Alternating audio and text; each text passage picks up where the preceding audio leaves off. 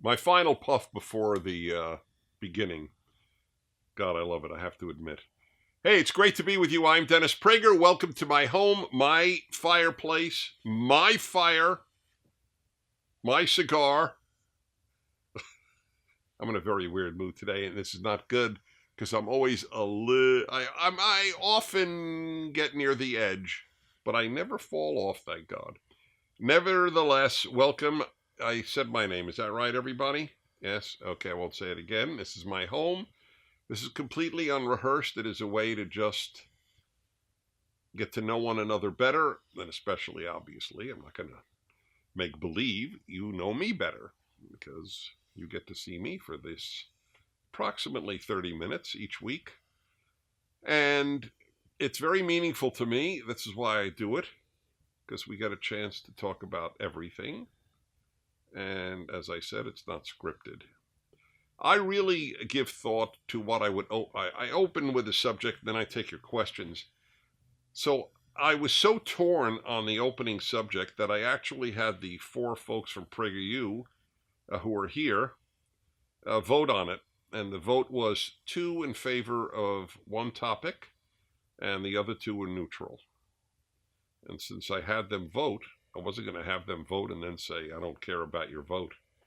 So I'll follow it. Let me just explain, by the way, why I'm even somewhat torn on subject matter. I like to do subjects that are what I call evergreen, that if you hear this 5 years from now, it'll be just as relevant. On the other hand, some things strike me that are in the news that I just feel I need to address. But if you see this 5 years from now, it'll still be worth your while to see it. Because the specifics are specific to today, but the comments that I will offer will be relevant 5 years from now. And that is is he the most famous basketball player right now, LeBron James? I would think so. So he's the most famous and one of the greatest who ever played. Some say the greatest who ever played, but every generation says somebody is. You know, years ago they said Michael Jordan was, and before that, I don't know, did anybody say Wilt Chamberlain was? I don't know. But anyway, there's always a great, but he is great. He's a great basketball player. There's no question. And he's gone from Cleveland to Los Angeles. The Lakers are paying him hundreds of millions of dollars to play, which is fine with me. But I have to admit, he said something that is so untrue, that is so awfully untrue, that I lost all interest in watching him play, and I live here in Los Angeles. That's a pretty big statement for me to make, because I don't expect any professional athlete to come out with pearls of wisdom. That's not what they're paid to do. I don't hold that against them. But before I say what he said that is so awful, because it's such a lie, and I hate using the L word, because that's about as bad as you can accuse somebody of doing. By the way, here's the killer. He doesn't even know it's a lie. So I'm not even speaking to his character. I'm just speaking about what he said is a lie. He truly believes what he said, which is actually more frightening, and I'll explain why in a moment. But I just want to say something about Hollywood stars and athletes who speak out on politics 99% of the time, of course, on the left. Just don't. You don't come across as terribly bright. You don't come across as terribly wise, and you don't do yourselves a favor.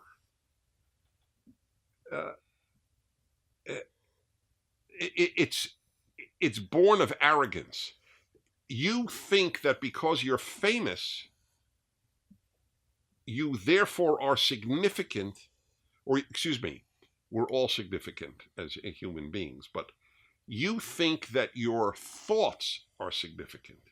Your views are significant because you're famous. But there is no relationship between fame and significance. None.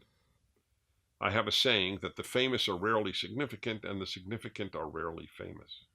And I stick by that. But it's an arrogance. It did not take place in previous generations. Previous generations of Hollywood stars did not think it was incumbent upon them to offer their views on politics. Just didn't. They believed that they had a role to play, and that role was to offer us a great movie or a great television series or a great play or a great musical. And that would be their contribution to society, which it is, by the way. Great acting is a contribution to society. I don't think they believe that.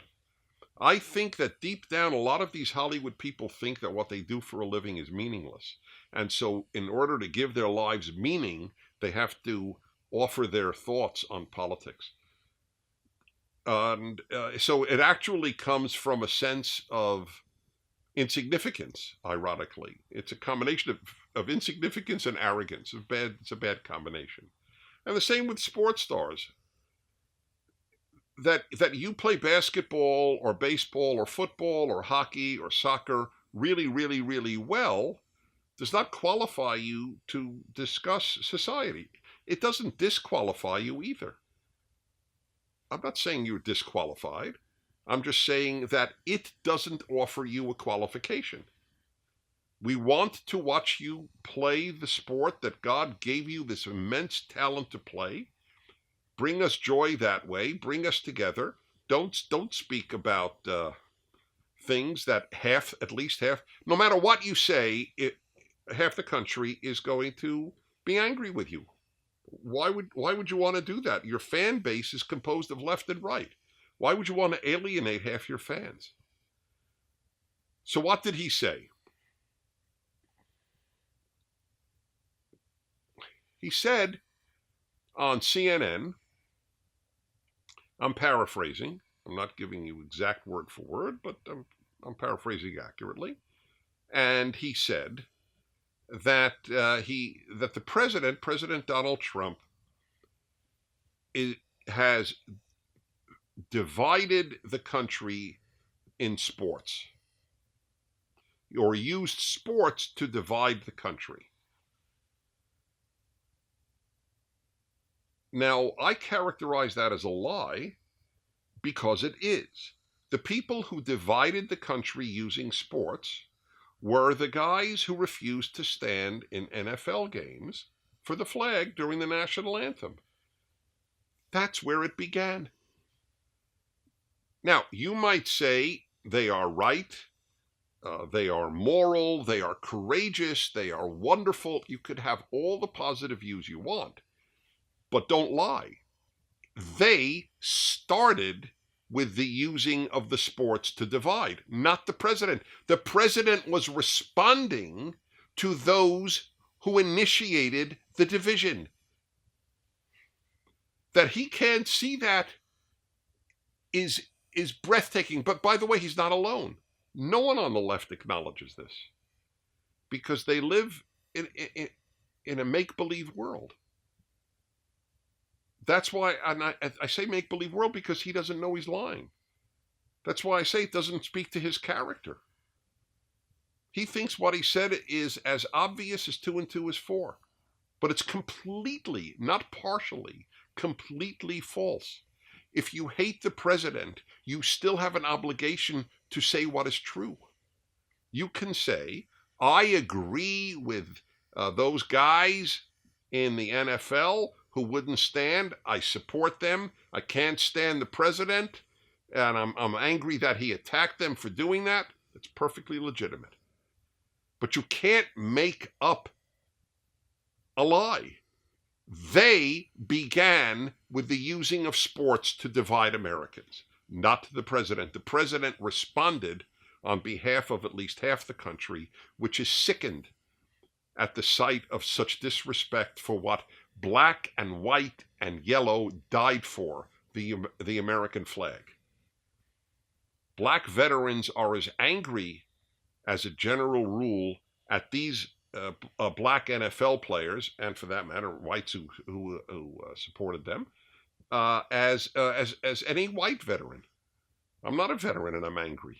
I'm angry on behalf of veterans. I'm angry on behalf of the country. I'm angry on behalf of football.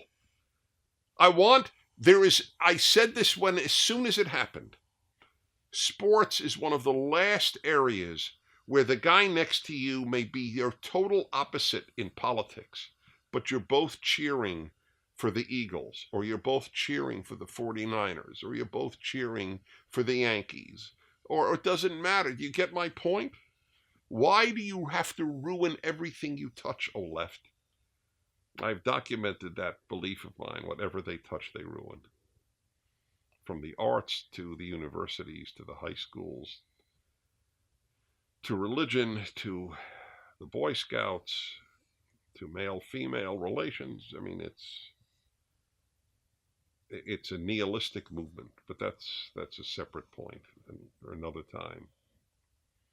People go to sports to have an area of life to take them away from the daily troubles of life. To have a place where we could all cheer together for the home team. Right? So these guys, remember also that there's such an audacity. They're paid all this money to provide us with a sport. They use the sport to tell us what they personally think. But that's fine off the field, but it's not fine on the field. Colin Kaepernick, the guy who started this, there are pictures on the internet of him wearing socks while playing in a game, and they depict policemen as pigs.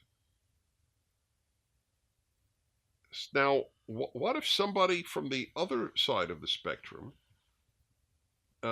decided to depict people that are venerated by the left as pigs?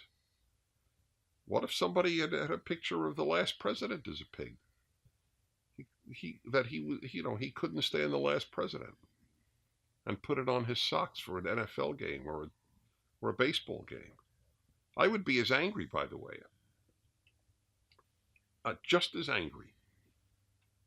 But if you're on the left, you can do anything you want, and who's going to attack you? CNN, the New York Times, ABC, NBC, CBS, NPR, PBS. Who's going to attack you?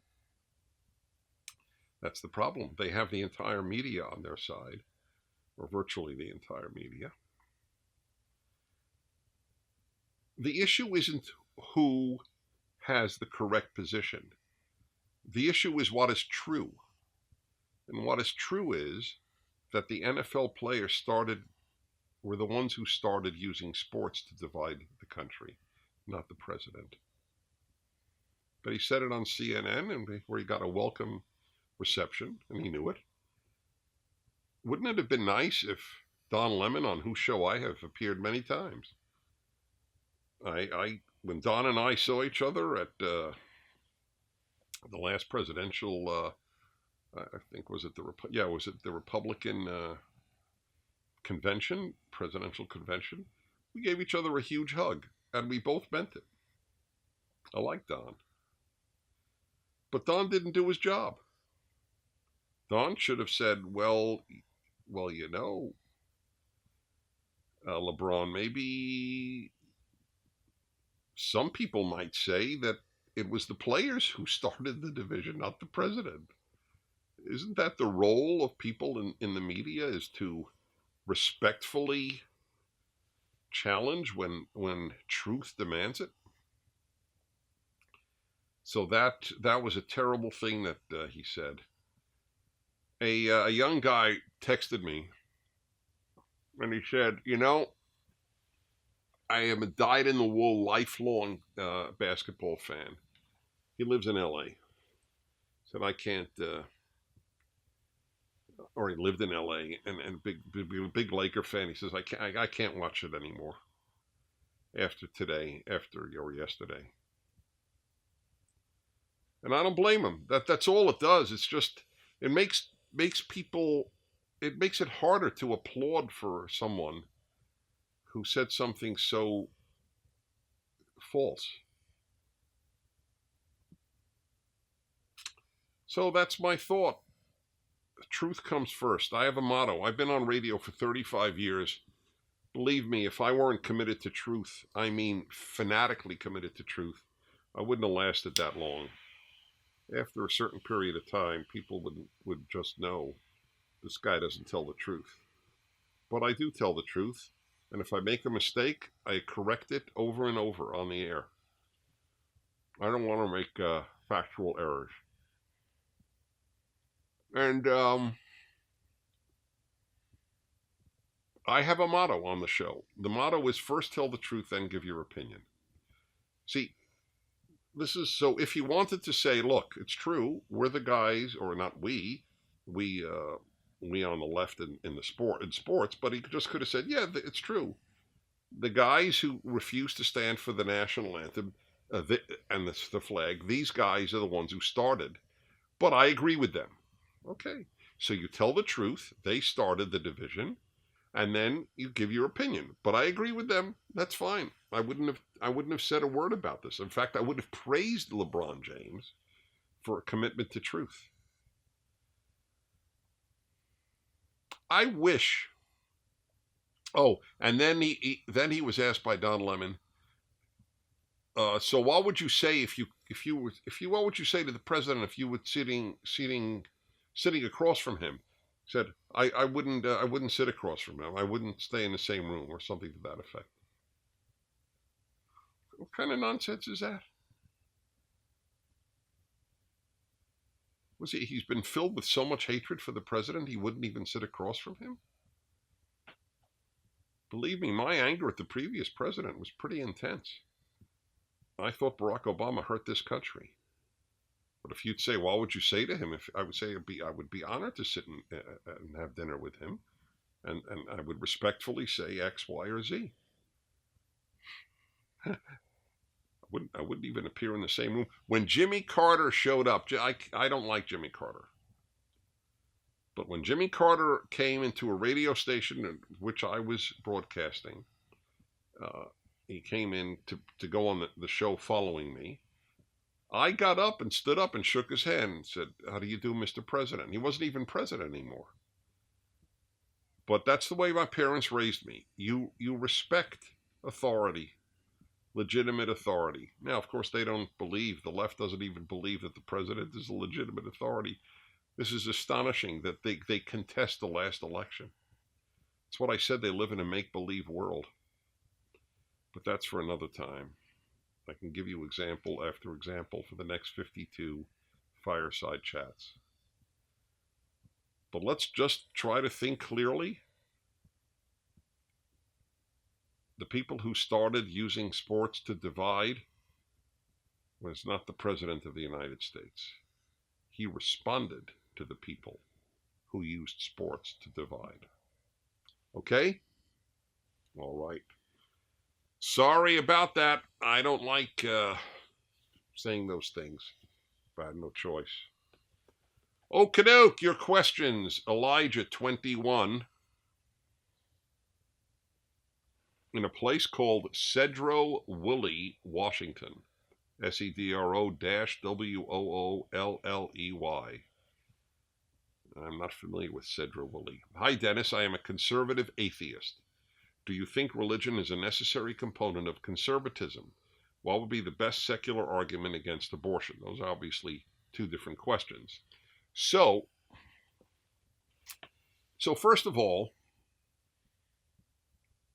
yes, the American understanding of conservatism, which is, I think, the best understanding, because it's been tried for 200 plus years, is America has a trinity, three basic beliefs. It's on every coin.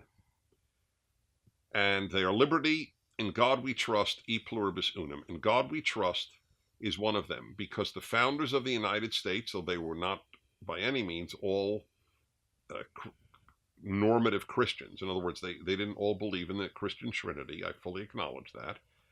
But they all knew that the God of the Bible, the moral God of the Ten Commandments, if you will, was necessary, a necessary component of American liberty. People are not basically good. The founders of America understood this. So they will either feel accountable for their behavior to God or government. And they preferred God because they wanted a small government. In a nutshell. So yes, it is. The American experiment will not succeed with atheism. There are wonderful conservative atheists like you, undoubtedly. But it won't succeed. It just so you could be an atheist, but acknowledge how important Judeo-Christian values are. The Bible is, God is, to the American experiment.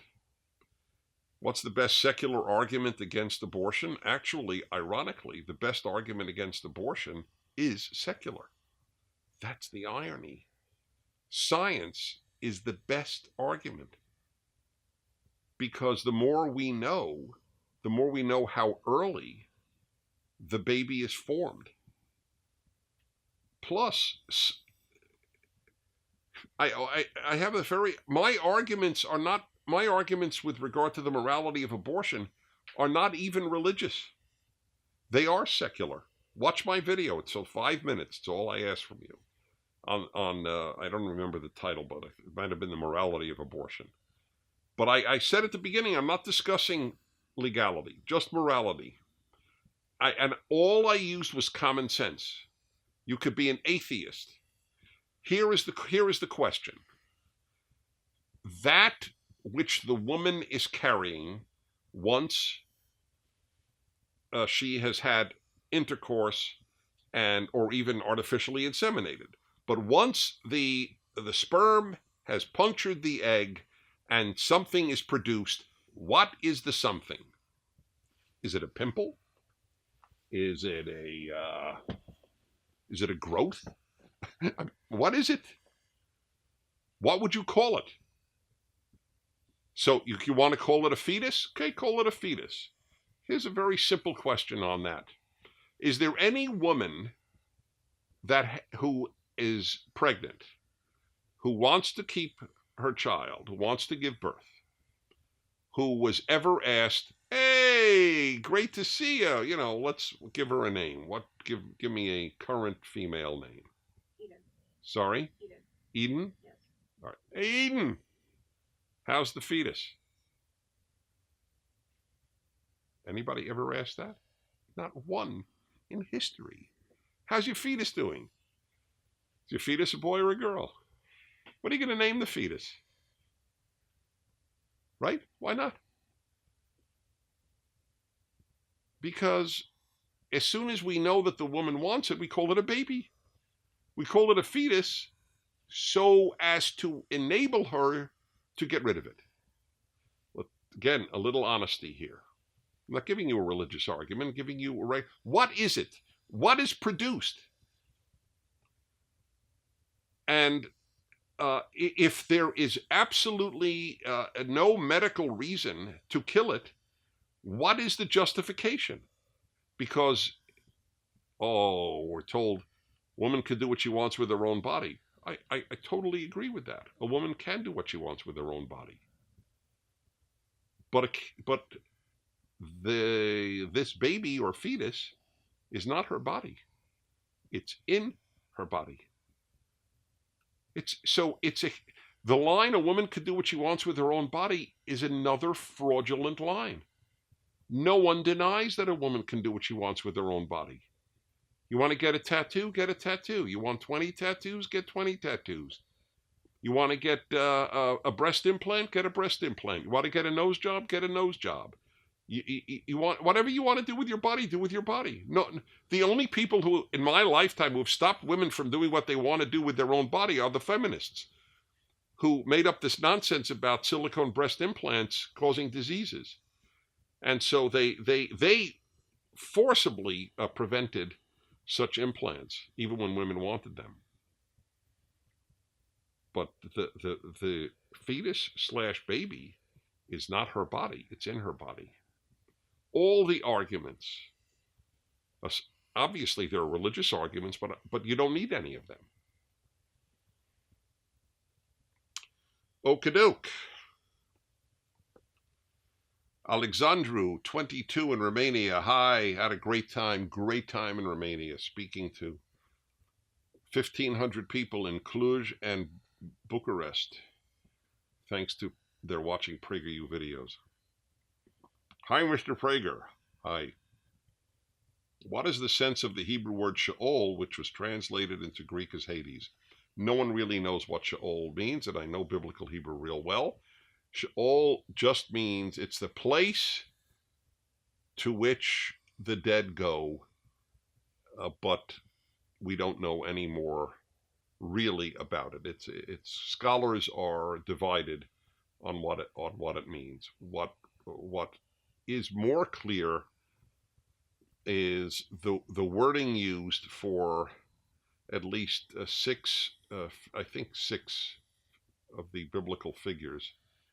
When they die, it says, and they were gathered to their people, or their nation, or their kin. In other words, when we die, we go on. There is an afterlife.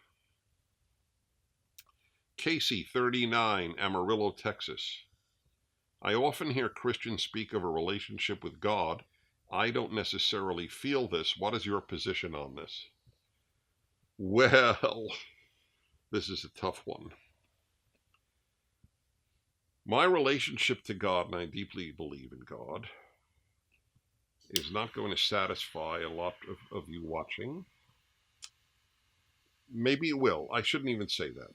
Maybe it will. I have, my relationship with God is very basic. My biggest concern is, what does God want from me? Not what do I want from God. So I don't ask God for almost anything. That's not the nature of my relationship. My relationship is very respectful, and I admit I wrote an essay. There's a book of mine I think a lot of you would love. I don't push my books much, and I'm not pushing it. I'm just telling you, I have a book of essays, 44 essays on 44 subjects. It's in paperback. It's called Think a Second Time. If you want to know what I think about a lot of subjects, it's a good book. And one of them is titled, I think, The Most Difficult Law in the Torah, or The Most Difficult Law in the Bible. I don't know which. The Torah, the first 5 books, and that's where all the laws are, so that's why I might have written that. And here is my theory. The most difficult law to observe is love the Lord your God with all your heart, with all your soul, and with all your might. Given how much suffering there is in the world, I think that loving God is a challenge. There are people I know who love God, and I sort of envy them. My dad loved God. My dad spoke to God every night of his life, including 3 years in the Navy, when he could have lost his life on any given day. He was in the Pacific. But he loved God. That was not passed on to his son. I can't speak for my brother. Maybe my brother does. There are 2 of us. So this is difficult for me to say, because I wish I could give you a more positive answer, but on the other hand, it might help you. Because I lead a religious life. I go to synagogue in my case because I'm a religious Jew. I go every week. I study Bible regularly. I've been teaching it my whole life. My biggest work is my 5-volume commentary on the first 5 books. Exodus is out. Genesis is coming out in a few months. So I love this stuff. But God and I have a respectful relationship more than an intimate one. And I guess that's the best I could answer. Is that okay? All right. I try to do his work. Let's put it that way. Uh-oh. Let's see if I can get it back. I did. Ho Van Tuan, 21, in Saigon, Vietnam. I do believe in God, but have no religion. Should I go to church every week or just stay home and read the Bible? I think that I answered this either from you or from someone else. So, in fact, I'm sure I did, but it might not have been you who asked it. But it would be odd because the language was very similar. But be that as it may, so you could either catch it in the previous Fireside Chat, or I'll just say in a nutshell.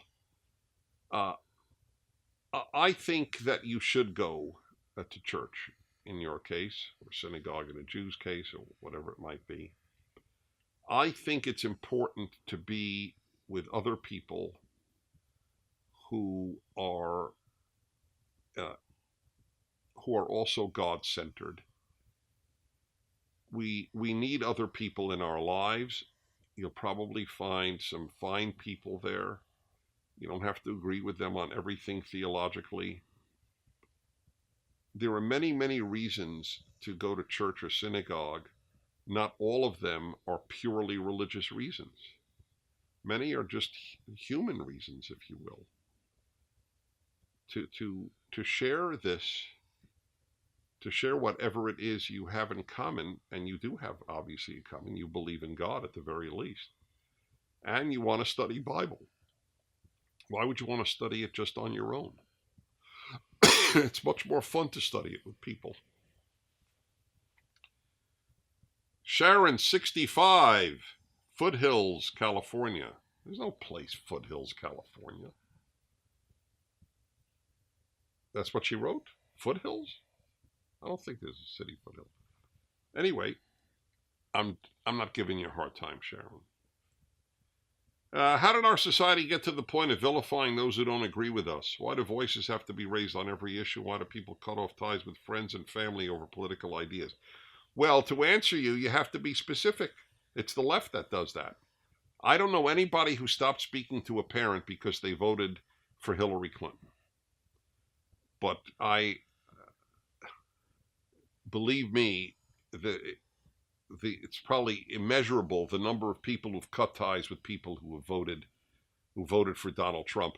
The New York Times, the 2 weeks after the 2016 election, front page article on how many people were not going to go to Thanksgiving or Christmas dinner because their relative voted for Trump.